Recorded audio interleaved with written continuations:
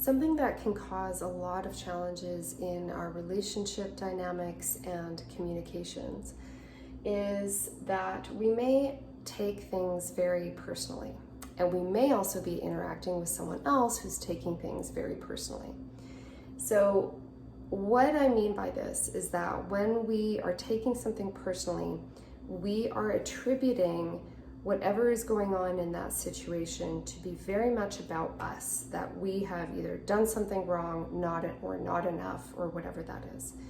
And it can be very dysregulating, especially because in a two-way interaction, nothing is completely personal. There are two people engaged in whatever this dynamic is. And so there are many different systems that are coming into play in all of these scenarios.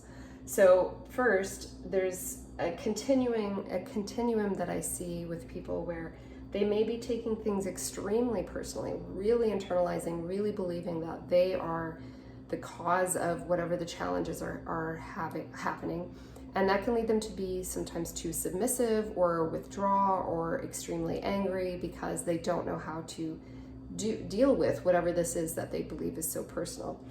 But this also doesn't mean that we go to this other extreme of it never has anything to do with me at all. That person's reaction has nothing to do with the time of day I chose to talk about this, my own defensiveness or my own approach to how I'm bringing up this situation.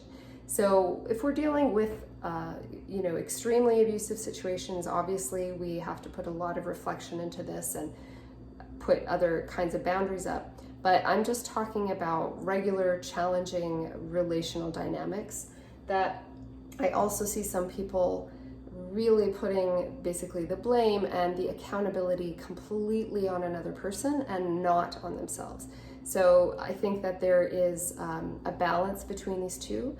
And when we go to either extreme, we're either taking too much accountability for social interactions that have to do with a lot of factors, or we're not taking any accountability at all of how we are coming across, how dysregulated we might be, or defensive, or whatever different defense mechanisms we have as we go into a different situation.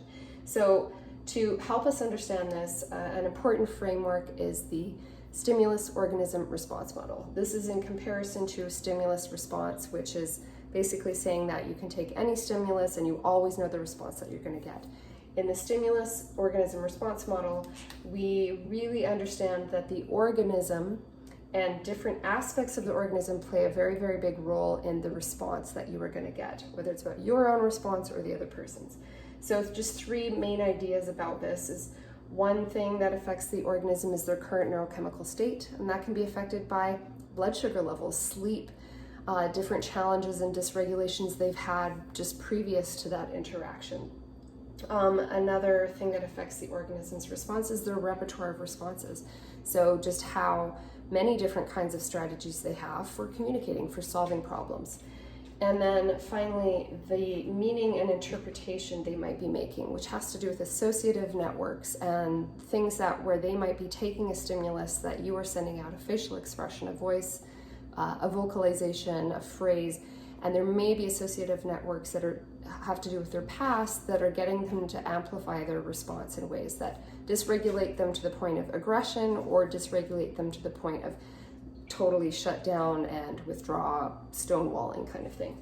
So the reason why it's important to just think about that is that you have these three things that are affecting your response. So when you are reflecting back on a conversation or about to have one or in the middle of one, understand that whatever your response is may be affected by all these things. So it may not be the absolute truth of whatever your reaction and your emotion is in that moment. It might be affected by your sleep, your blood sugar, different associations that you're making. And also understand that the other person has these same things that are affecting their response as well. So whatever you are saying may not need to be as personal as you are making it out, because they also might be affected by these things, and it has a little bit less to do with you and has a lot to do with them. But again, not going to either of those extremes. So that's just something to keep in mind as you're approaching different conversations and reflecting back is understand that we all have different things that affect our responses, and it's up to each of us to play around and take responsibility over how we get more mastery and control over which kinds of things really affect us in positive or negative ways.